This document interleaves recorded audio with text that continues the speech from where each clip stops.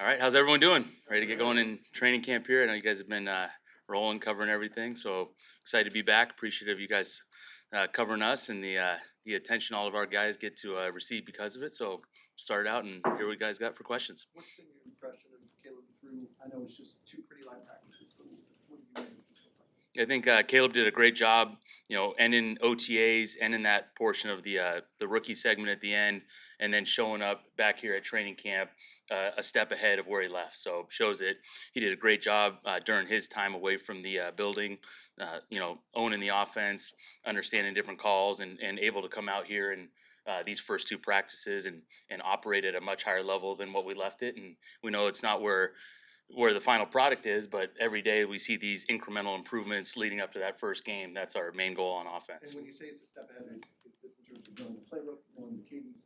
What really is this?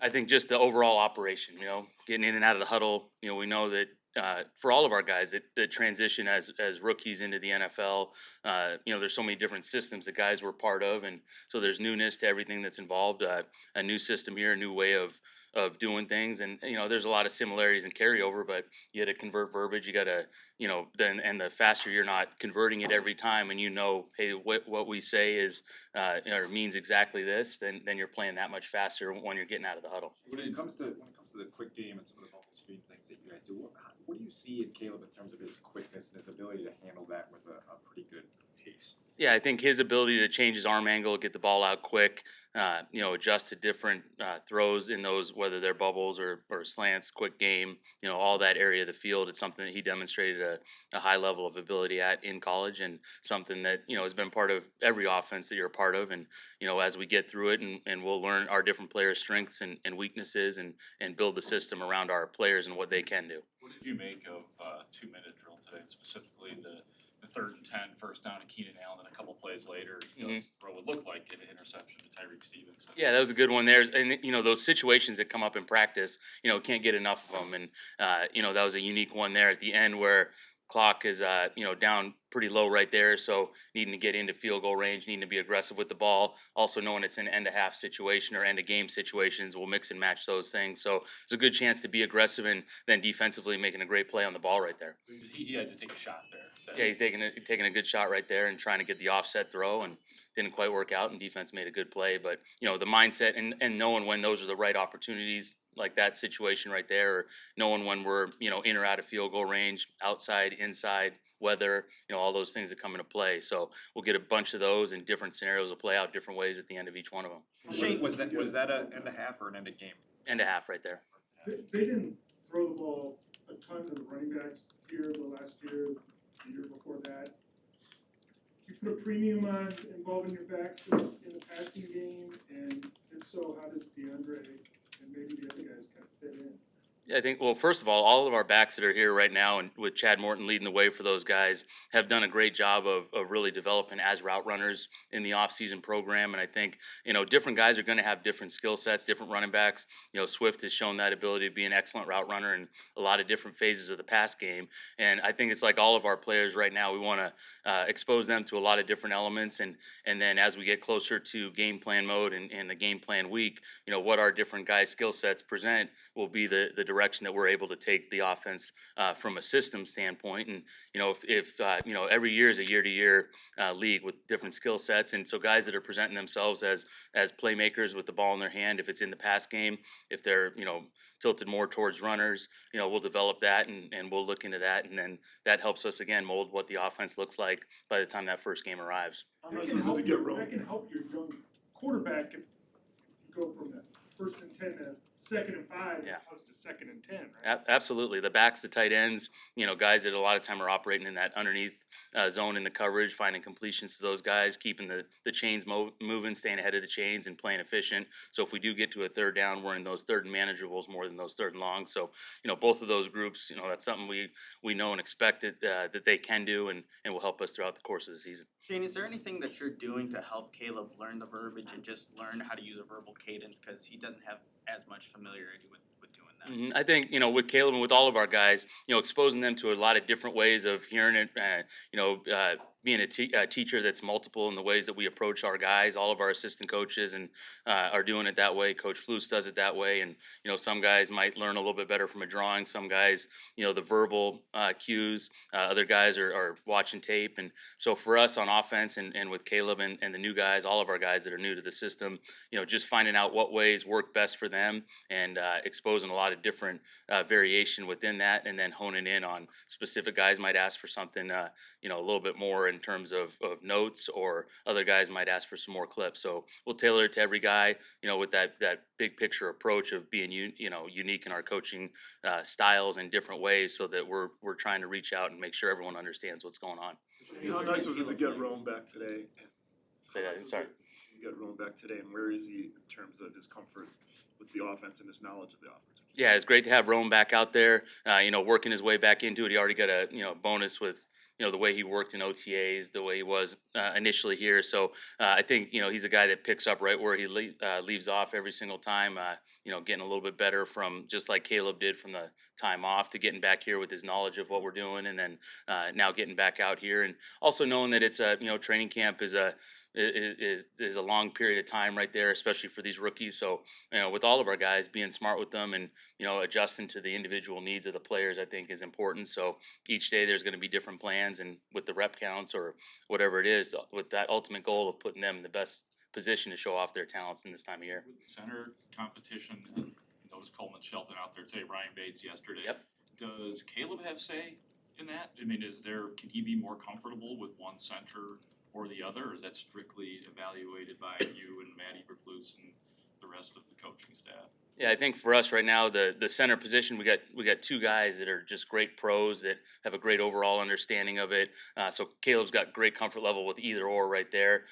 He's at that point of the learning process where he's worried about his own area right there, and as he grows and continues to learn the offense and the system, he'll have input as we go, I'm sure. But right now, I know both of those guys have been a good help to him with their professional approach and their ability to communicate to Caleb and to Tyson, to Rip, to Austin, to all the quarterbacks. Hey, what we like, what we don't like, from the huddle to the cadence, and working to get into that unison of what our operation looks like. What's the benefit from having both of them in there? Just they might have a little variance and nuance with their quarterback center exchange. For him, what do you look for in terms of what it looks like with Bates versus what it looks like with Coleman? Yeah, I think the biggest benefit for us as the Bears is we have a great competition right there with two really able players that can start in this league. And so I think anytime we get competitions like that at different positions, and there's several going on during camp, you're just going to raise the level of play of those guys, which ultimately raises the level of play of our team. And then from an adjustment standpoint, I think it's good for all the quarterbacks to have understanding of what the little nuances are from one center to the next, and making sure, knowing that every play starts out with that exchange right there, and how important the ball security is and the turnover margin is in this league, to know that hey, I can adjust in a game if something's off a little bit, no matter what the center is, no matter who's playing, and knowing there could be certain games where different players sub in and out, and everyone's got to roll together and be as one. I know it's early on here, but as you look at the offensive line in particular, when do you want to shift from kind of the idea of competition to continuity and what that can be for a young quarterback? When is it important to have that transition really take place? Yeah, I think in my mind, like, the competition's always going. So been places where we were fortunate enough to have depth at offensive line in the past, where you see that stuff result in wins in the future. So I think there is a continuity aspect, but I think as the guys, we'll hone in on certain specific positions where guys might not be moving around as much, as we get into camp. But in terms of, the different guys that, at two deep at the offensive line that can work with the ones, I think it's paramount to have that, just like it is with every position. So, when the time is right, in terms of, guys have established the starting role at each spot, and there's different levels to that at each position, we'll make those judgments. But I think there's a human element always to the competitions, and understanding when that right time isn't going to be the same for every single competition or every single player. And the more guys that play, the better our depth is as the season goes. Shane, I understand that you guys aren't going to wear pads for another 5 days. Mm-hmm. What do you need to see from Caleb kind of between now and then, even if it's just shorts and a t-shirt? Or what are you looking to see?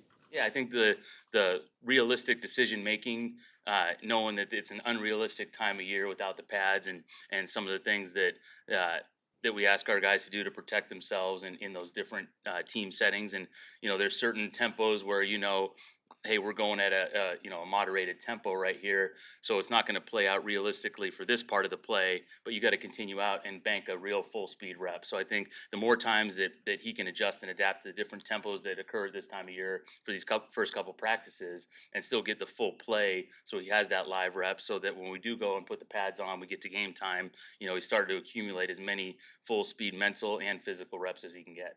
Along those lines, how important is it to you for him to play a bunch in the preseason? Yeah, I think we'll play him in the preseason. I think it's important to get out there and have an understanding of what an NFL game's like.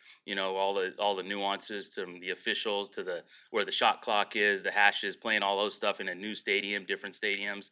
So I think adjusting that and getting around his guys. But then in terms of the reps, we'll have a plan for that, and we'll keep that in house for what we're doing with all of our guys. But there'll be a plan in place, and we'll get to those reps where we feel like he's at a point where he's comfortable and ready to go for the regular season. As you've grown over the years as a coordinator and a play caller, what do you see as sort of your strengths inside of games? Inside of games, I think the ability, especially like at the end of half or end of game last year, we had some good and some that didn't work out. And I think as a play caller, really learning and understanding those end of half, end of game scenarios, knowing that stuff happens so fast, there's so many different variations of what could go on, whether with the clock or the timeout situation, the field position. So just like with the players, I think as a play caller, the more reps you get in those varied situations, the more comfortable you become with them. And so I feel like that's an area I'll always be continuing to grow in that area as a play caller, and something I'm striving to be my best every single week, knowing that there's always going to be a learning op. Shane, Tyler Scott was a guy last year who was looked as a guy who could really emerge as a playmaker. He's been kind of pushed in the background a little bit with Adunze and Allen and so like, well, what has he done, or what does he have to do to kind of rise above that and become a factor? Yeah, since I've been around Tyler, he's put his head down and worked hard. You see his twitchiness, his speed that he can use to get into the defense. He's done a great job as far as his knowledge of the playbook and the system, transitioning from one offense to the next this year. So I think he just keeps going out and competing every single day, and he's right in the mix and making some nice plays in practice and ready to go, and he'll have his shot. Will that be a challenge for him to get opportunities with so many established guys, or hope a rookie? I think that's the balance of the offense as a whole is trying to figure out who's going to get the ball, right. There's one football every single snap, and we know whether it's Tyler or it's Keenan and DJ and Rome, all the receivers that are involved in this. There's going to be their ops, and they have to maximize when those ops occur.